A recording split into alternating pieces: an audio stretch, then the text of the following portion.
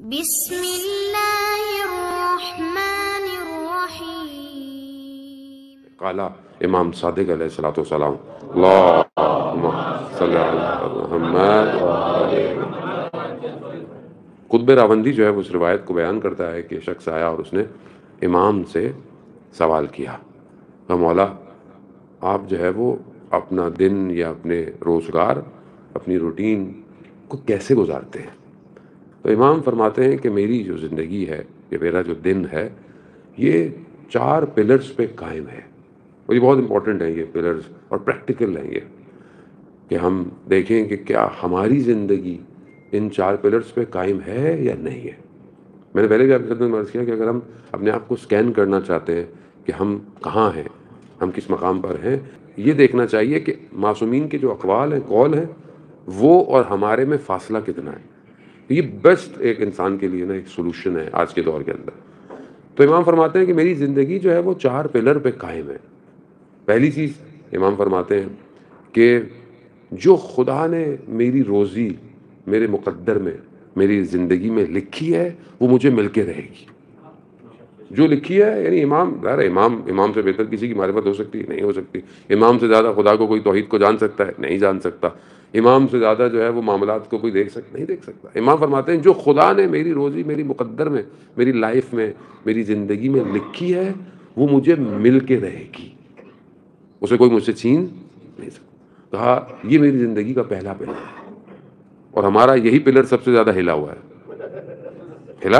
مطلب ہمیں سب کچھ کی سب سے جو ٹینشن ہے ہمیں اسی ٹینشن ہے کہ ہم محنت بھی کر رہا ہے، کام بھی کر رہا ہے، سب کچھ کر رہا ہے، لیکن اسے ہمیشہ ڈاماڈول رہتا ہے، پتہ نہیں کیا ہوگا، کل کیا ہوگا، پرسوں کیا ہوگا، ترسوں کیا ہوگا۔ آج اچھا گزار لیا، شکر کرے، کل بھی وہی کرے گا جس نے آج کیا تھا۔ بھائی وہ بلے شاہ جو شاعر تھے، ان کی ایک نظم تھی، بہرحال اس کا خلاصہ صاحب وہ یہ کہتے تھے کہ ہم سے تو اچھے پرندے ہیں، آج جب رزق کھا لیتے ہیں تو کل کی جمع کیے ہوئے بغیر اپنے گھونسلوں میں جاتے ہیں۔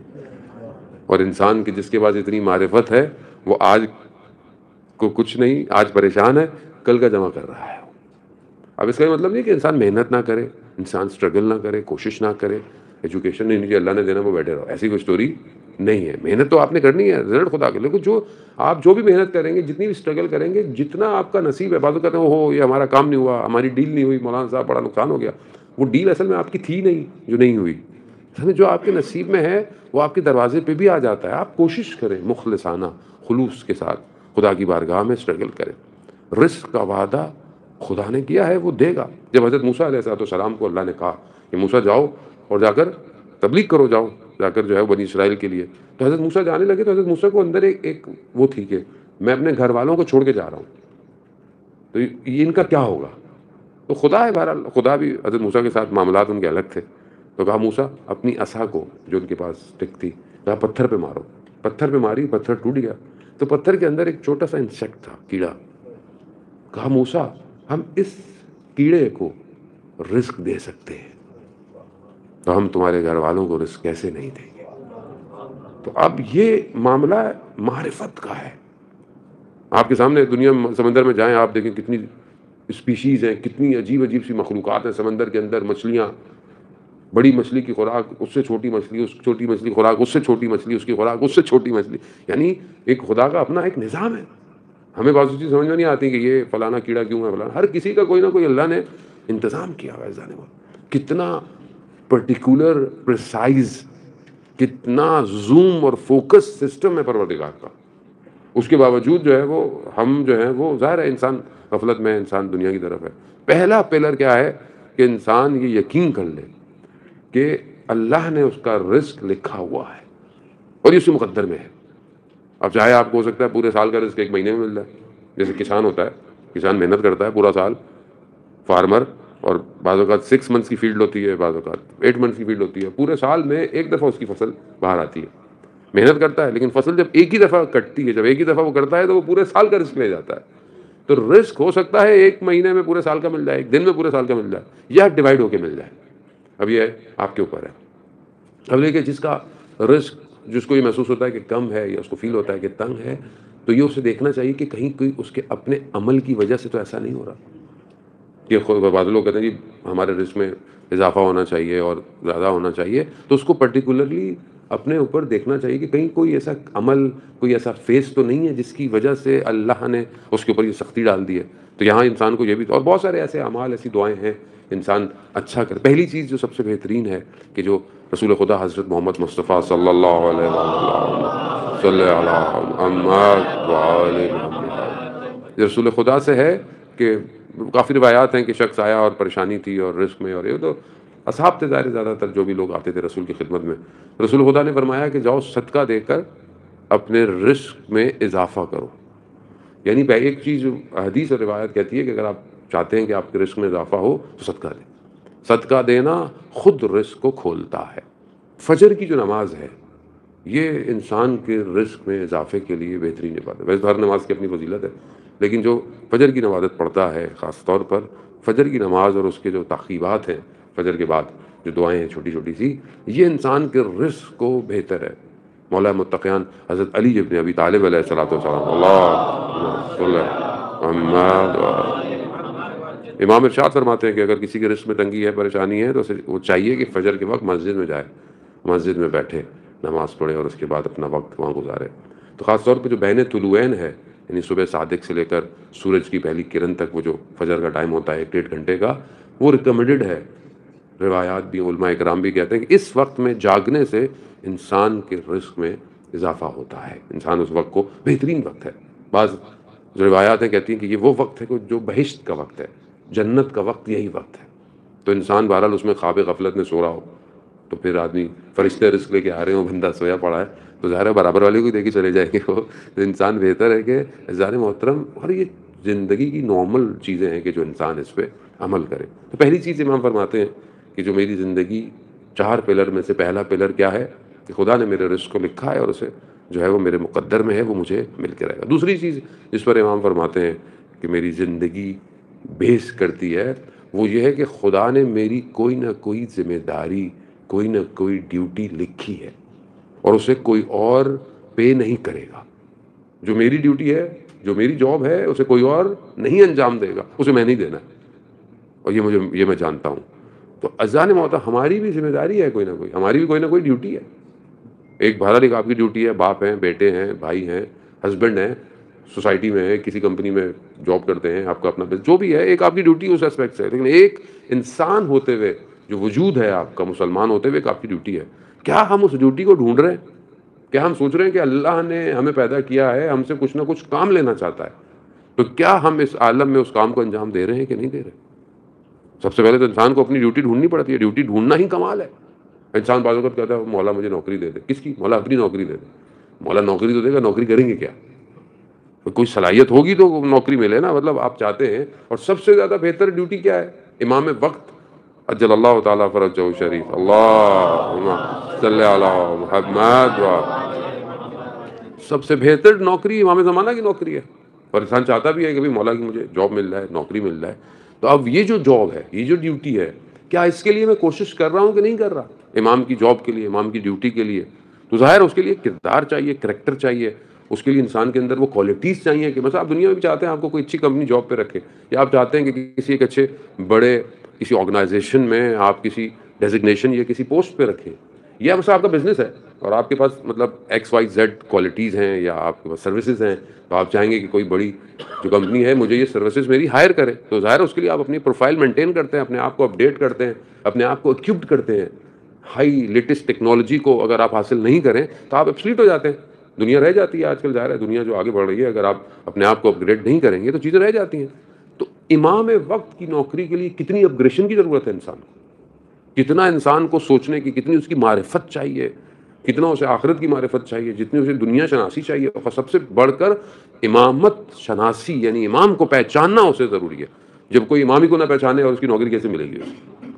تو امام شناسی، امام کی معرفت.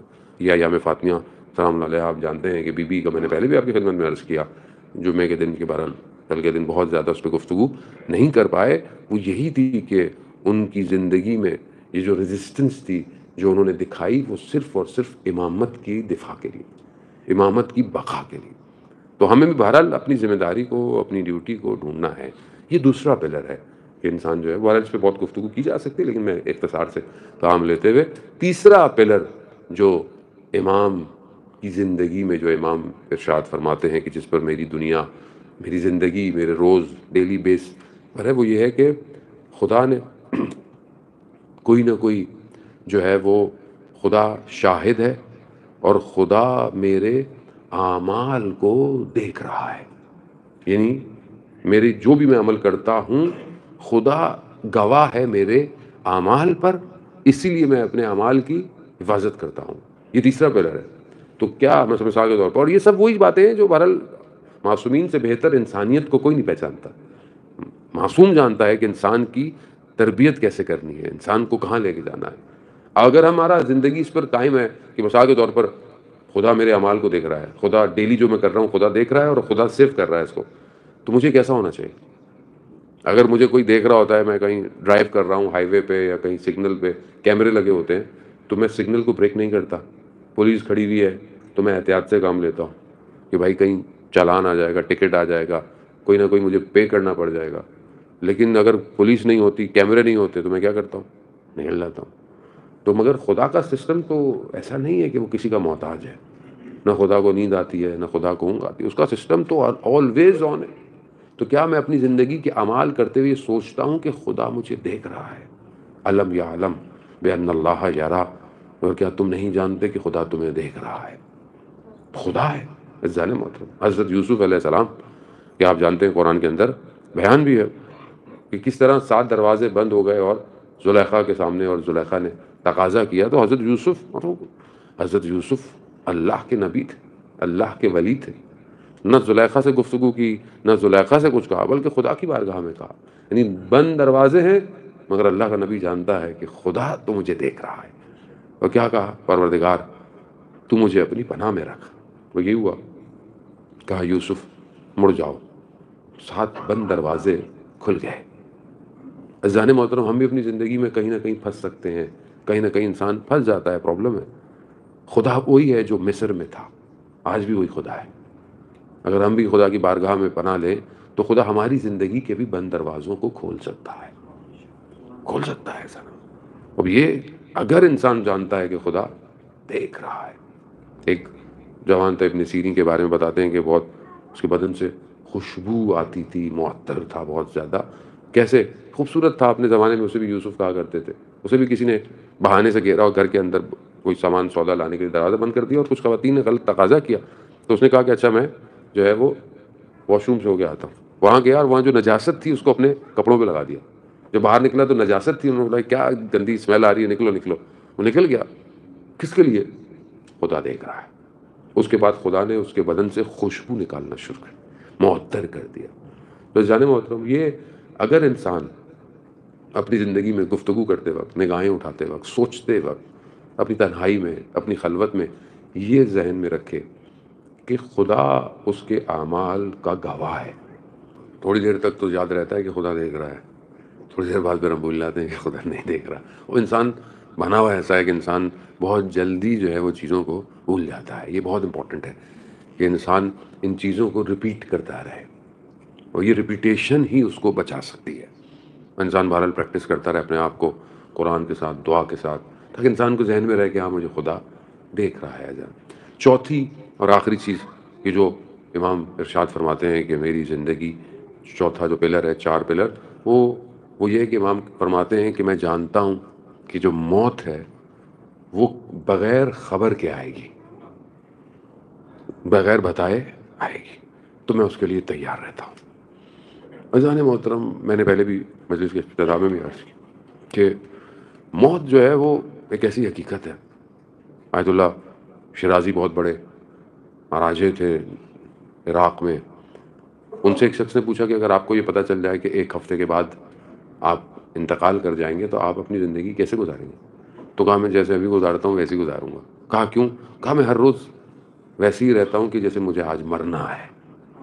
تو ابھی کسی کو یہ پتہ چل جائے کہ یہ نماز اس کی آخری نماز ہے تو وہ کبھی سر سجدے سے اٹھائے گا ہی نہیں. بولا بھائی آخری پڑھ لو اور تو کچھ کام نہیں آنا. عزیزان محترم، خوب یہ امپورٹنٹ ہے کہ جب انسان کو، لیکن ہمارا مسئلہ ہے کہ ہم لوگوں کو دفنا کے آ جاتے ہیں. جنازہ بھی اٹھاتے ہیں، قبر میں بھی اترتے ہیں، لیکن یہ بھول جاتے ہیں کہ ہم نے بھی اندر جانا ہے. اور یہی بھولنا جو ہے ہمارے سارے کاموں کو ڈسٹرب کر دیتا ہے. جب انسان بھول جاتا ہے تو پھر آپ دیکھیں کہ وہ لڑ بھی رہا ہے، وہ نفرتیں بھی ہیں، حسد بھی ہے، ایک دوسرے کا حق بھی کھا جاتا ہے، ایک دوسرے کو تکلیف بھی دے دیتا ہے، چوری بھی ہے، جھوٹ بھی ہے، سب کچھ کس لیے؟ کیونکہ اسے یہ پتا ہے کہ اس نے مرنا ہی نہیں ہے. مولانا متقیان حضرت علی ابن ابی طالب علیہ الصلوۃ والسلام ارشاد فرماتے ہیں محمد، امام ارشاد فرماتے ہیں کہ تعجب ہے شخص پہ کہ زندہ ایسے ہے جیسے کبھی مرنا ہی نہیں، اور جب مرتا ہے تو ایسے جیسے کبھی تھا ہی نہیں. ایسے ہی ہے نا، آدمی گم ہو جاتا ہے. اچھے عمل کسی نے کیے ہوں تو لوگ اس کو یاد رکھتے ہیں، ورنہ کون کس کو یاد رکھتا ہے؟ آج چاہے دنیا کی ظاہری کسی پوسٹ پہ بھی انسان ہو، کسی ڈیزگنیشن ہو، جب گیا تو گیا. مولانا متقیان نہج البلاغہ میں خطبوں میں اپنے بیان کرتے ہیں کہ قبرستان سے گزر رہے ہیں، امام نے ارشاد فرمایا کہ دیکھو یہ جو قبروں کے اندر پڑے ہوئے ہیں ان ویران، یہ کسی بڑے بڑے محلوں میں رہا کرتے تھے، اور ابھی کہاں اور کتنے فاصلوں میں پڑے ہوئے ہیں. زندگی کی حقیقت جو ہے وہ یہی ہے.